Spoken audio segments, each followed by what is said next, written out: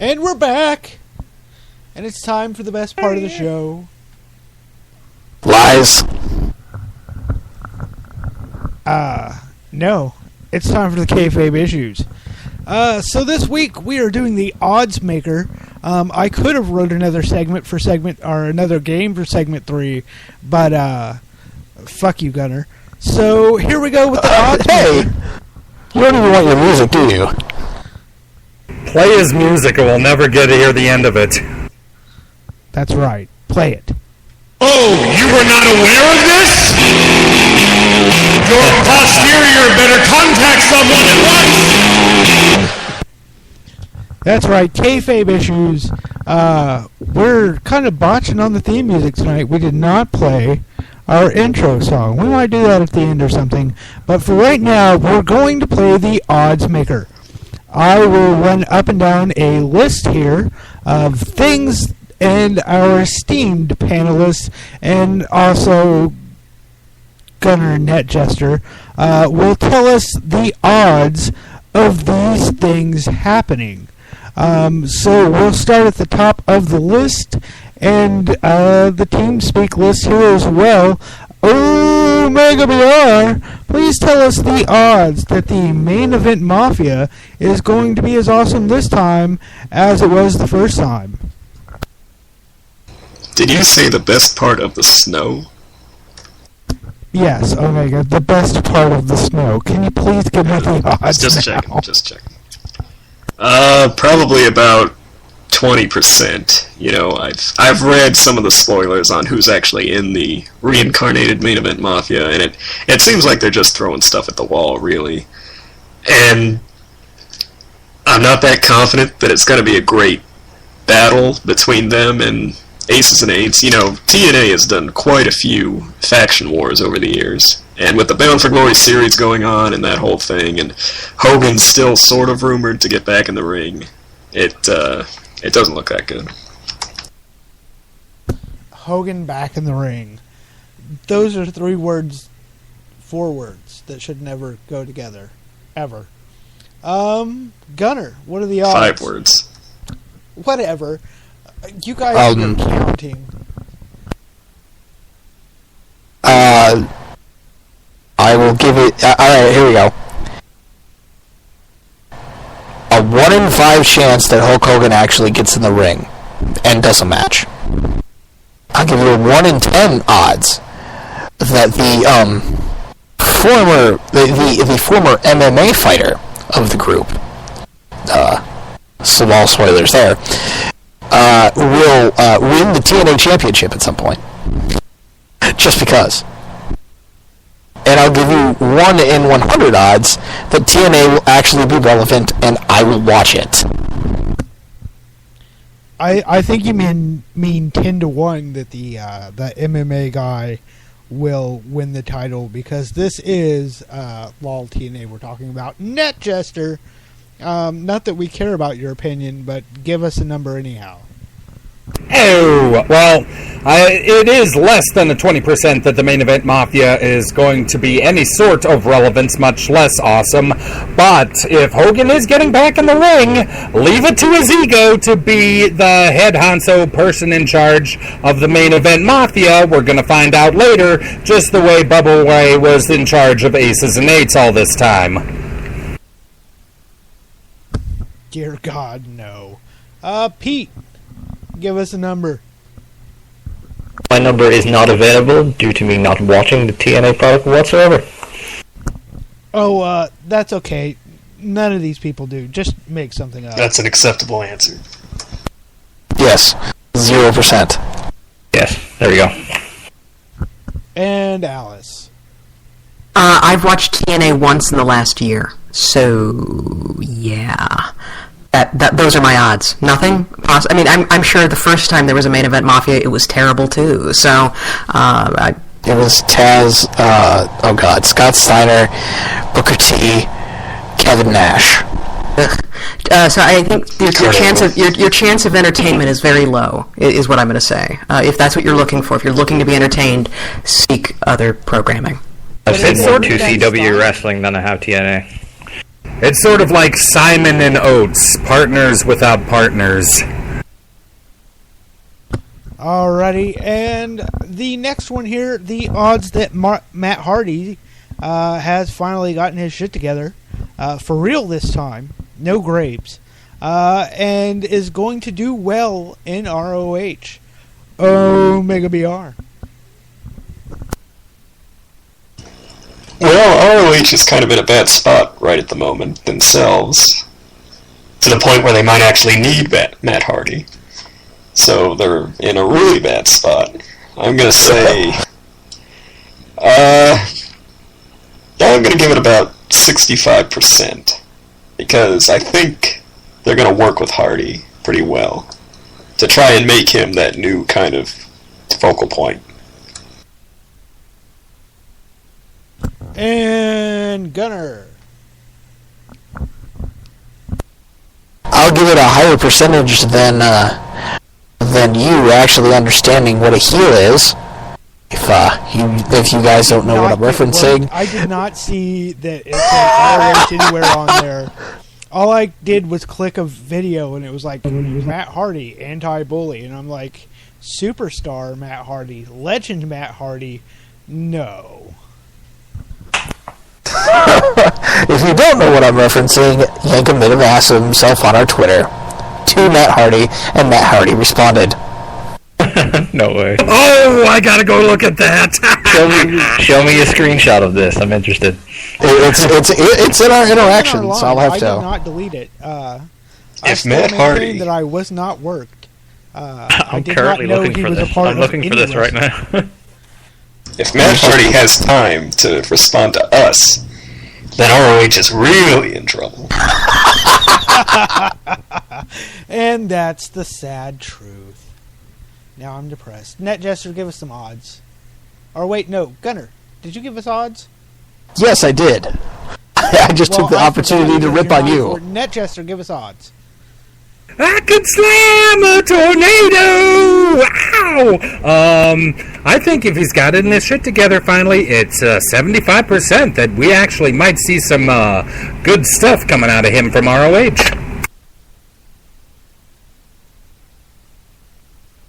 Alright, and Pete. I feel that if he feels he's been utilized correctly in Ring of Honor, he'll stick to it. And it's all about Matt Hardy. It's all about his own ego, man. That's it. And it's also all about grapes. Grapes are very important. And Alice, give us some odds. Admittedly, I do not watch Ring of Honor. I tried to. The production value was so bad, I couldn't watch the show.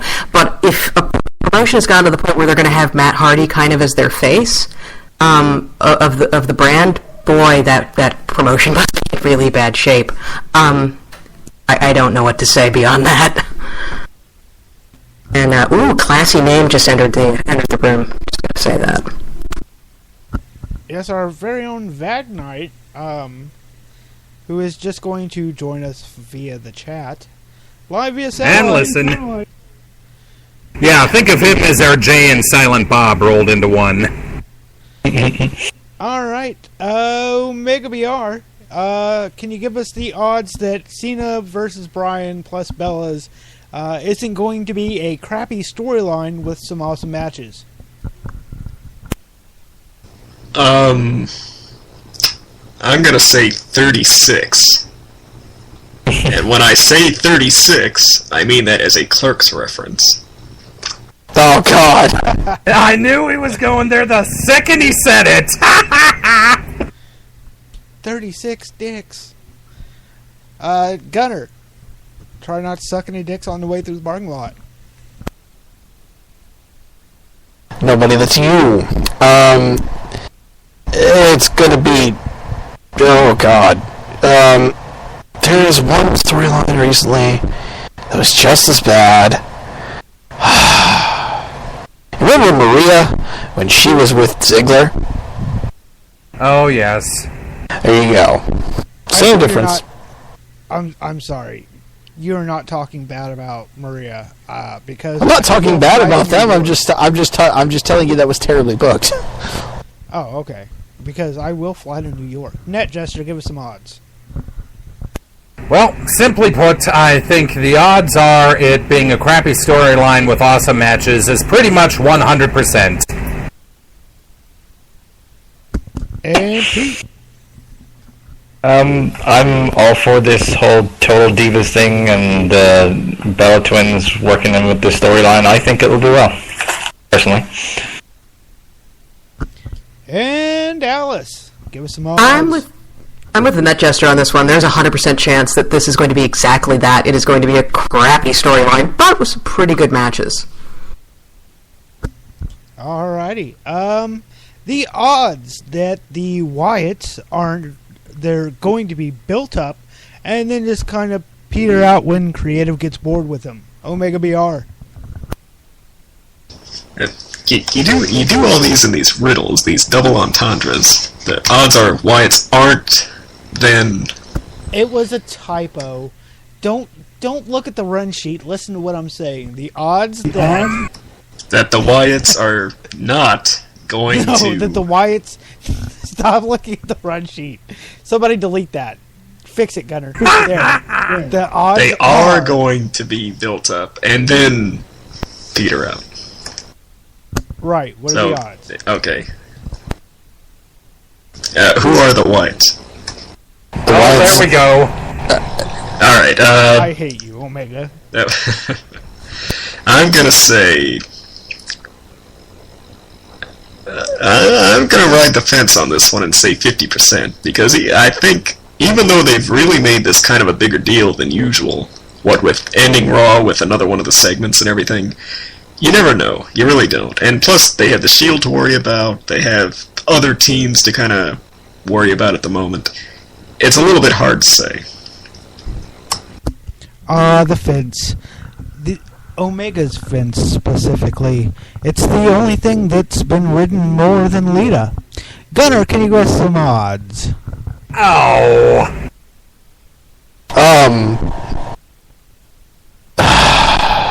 That was just a terrible joke, 100% of the time, just so you know. But odds are that I'll give it a 35% chance because I mean everybody in the WWE is subject to that. It really depends on their reaction coming out. I mean they've been super hyped. I mean hyped beyond belief, and I really want them to be successful. However, I do think that 6 months' time from now, they won't be the hot product that they are right now. And they'll get lost in the WrestleMania shuffle. So I expect that, and you know what happens with trios and with the larger groups coming into the coming into WWE. There's that nasty curse that things don't exactly go the way that they should. So you should be expecting. I mean, at this point, you should be expecting one of them to be injured and then one of them to be out. Pretty much. Net Dresser, where the odds that the Wyatts are going to be built up and then just kind of peter out when creative gets bored with them. Sad but true, this is a 75% chance in that that creative will once again take their heads and put them up their collective butts. Other than that, the only other thing I can think of is maybe,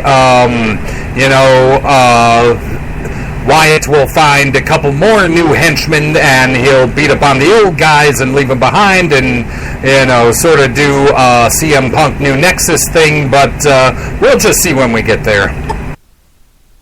Alright, and Pete, give us some odds. Okay, so whenever have you really seen, apart from CM Punk, someone who's been promoted via video before they join actually be successful?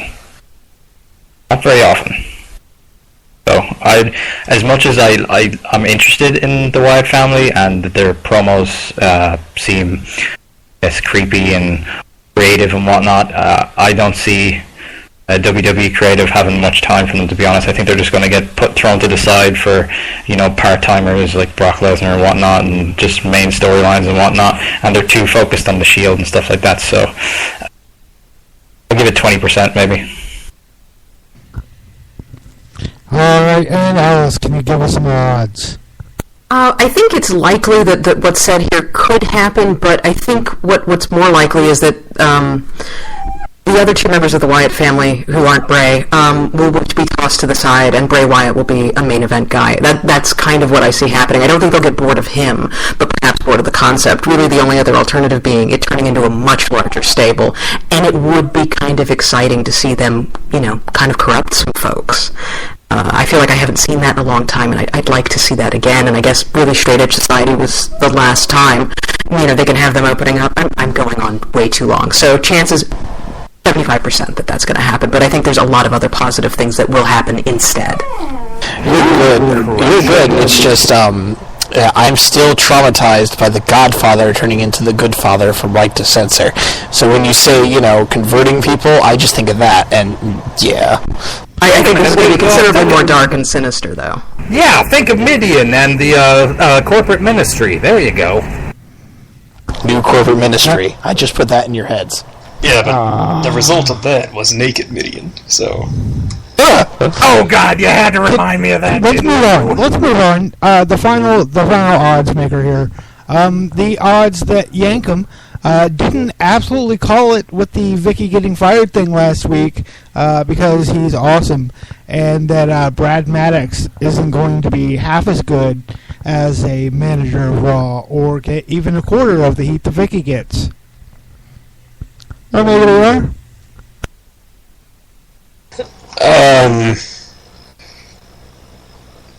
I'm not sure what the question is. Is Brad Maddox going to be poop compared to Vicky as GM because Brad Maddox is going to be promoted to GM next week? No, I think he'll do well. He reminds me of a young Eric Bischoff, and he was always good for a laugh. Yankum riding the glory train, of course, the only thing that gets ridden harder than CM Punk. What? What? Oh, will you leave poor Lita alone? We're not even talking about Lita there. Zing. Okay, Gunner. Yes, I was flipping it around. I think Punk is the bigger promiscuity. No. Gunner, or Omega, just no. Gunner, give us some odds, please. I think Brad Maddox will be Eric Bischoff Jr. more so than Garrett Bischoff, like I said last week. So there you go. There's my odds. I just said that. All right, and Pete, I'm agreeing with you. We are running short on time. Stop interrupting my 100%. segment. 100%. Move on. Go ahead, Pete. I agree with Eric Bischoff Jr. There, time saver. I forget who it was that said it last week, but Brad Maddox is more Bischoff Jr. than Bischoff Jr. is. Who was it that said that? I just said that. Somebody said it last week, too. Jr. And I said that last week, too. Oh, well, there you go. Alice. I think it's much more likely that we're going to get an absolute fucking Space Cadet, and I can't wait. I don't see Bischoff in him at all, except maybe a little bit in look, but even then, I actually think he looks like a muscular Matt Hardy. But no, I think it's going to be considerably more silly. A muscular Matt Hardy, there's a scary thought. For a second there, I thought you said Metro Matt Hardy, and I could see that too. Alright, we're done with the kayfabe issues. Can we do my second favorite part of the show? Drive-through. The Dairy Queen drive-through. This week we're going to go through ratings. And, hey, Alice, since you have such a great voice, would you like to go through the ratings? Alright, Impact, the 627 edition of TNA Impact Wrestling did a .91 cable rating with 1.1 million viewers. The number is up from last week's show that did a .86 cable rating with 1.08 million viewers. SmackDown, the 628 WWE SmackDown on Sci-Fi drew a 1.77 cable rating with 2.26 million viewers. This is up from last week, which drew a 1.7 cable rating with 2.6 2.28 million viewers. This is the second straight week where the viewership was down from the prior week, but the rating went up from the prior week. Raw, last week's 624, WWE Raw drew a final 2.89 cable rating with an average audience of 3.96 million viewers. This is down from last week's show, which drew a 2.9 cable rating with 3.98 million viewers. The latest buy rate estimate for WrestleMania 29 on 4/7 has the show trending slightly down from the first estimate. The show is now estimated at drawing 1,041,000 buys, down from the initial estimate of 1,048,000 buys. WWE will be releasing an official figure in a few weeks. Dun, dun, dun. Ned Jester, will you please do the birthdays? And the reason the does are there is because they always wait for me to screw one thing up. But this week's birthdays on July 3rd, happy birthday to the best there is, the best there was, and the best there ever will be, Bret the Hitman Hart, and Japanese wrestler Shinya Hashimoto, I hope. On July 4th, the nation's birthday, happy birthday to Barry Windham, Sid Vicious, and Vladimir Kozlov. On the 5th, happy birthday to Hillbilly Jim and Adam Cole. On July 7th, the great Sasuke plus Richie Steamboat Jr. On the 8th of July, happy birthday to none other than me, yours truly. And on the 9th, happy birthday to Kevin Nash, Mark Marrow, Shelton Benjamin, and PN News. And now it is time for This Week in Wrestling with Omega BR. Yes, this week in wrestling history. Circa 1982, where the Atlanta Omni was the site for a rare WWF versus NWA World title match, which saw WWF champion Bob Backlund go to a double countout against NWA World Champion Ric Flair. Jump to 1991, where NWA and WCW World Heavyweight Champion Ric Flair signs a contract with the World Wrestling Federation and is subsequently fired by World Championship Wrestling, just 8 days before a scheduled match at the Great American Bash pay-per-view.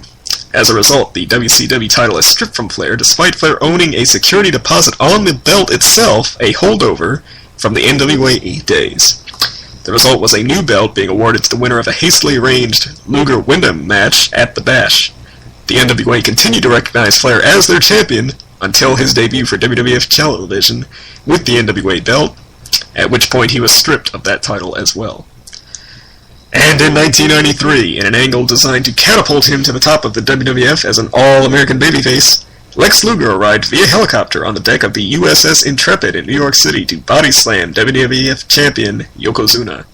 Yokozuna had offered an open challenge for any athlete to try and slam him as a way to mock the United States. Among those attempting but failing before Luger included Randy Savage, Crush, Scott Steiner, Tatanka, Bob Backlund, Rick Steiner, Pete Tagliatelle, Bill Fralick, and former NFL star Russ Francis.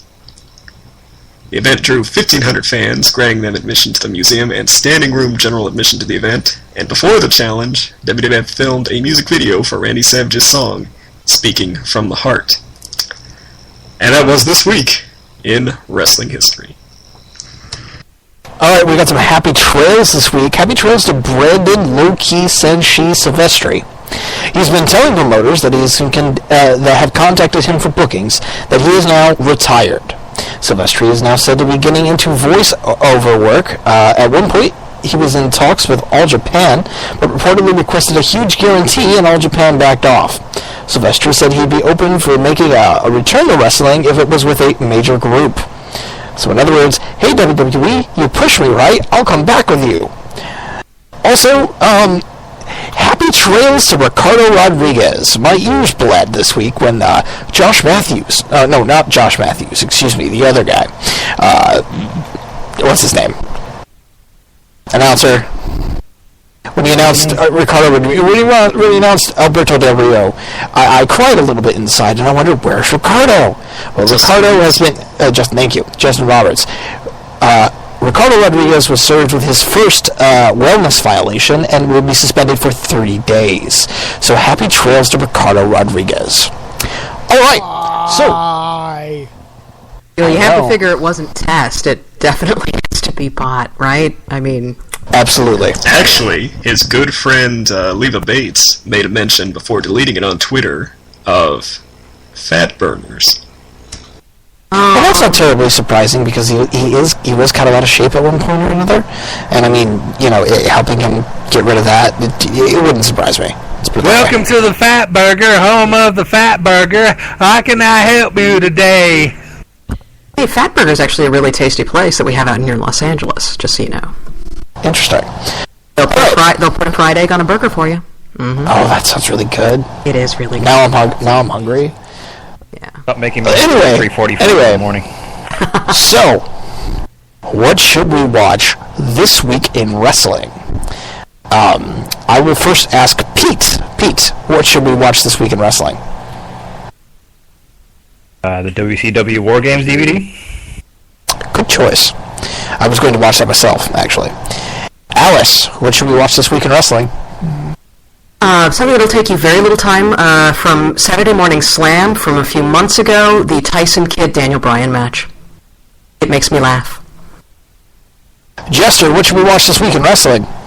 Okay, this time I'm going to give you one of my patented oddballs from left field. It is wrestling related, but what happens when you get two superstars, one horrible premise for a reality show, 1 hour to absolutely do nothing with? You get Celebrity Wife Swap.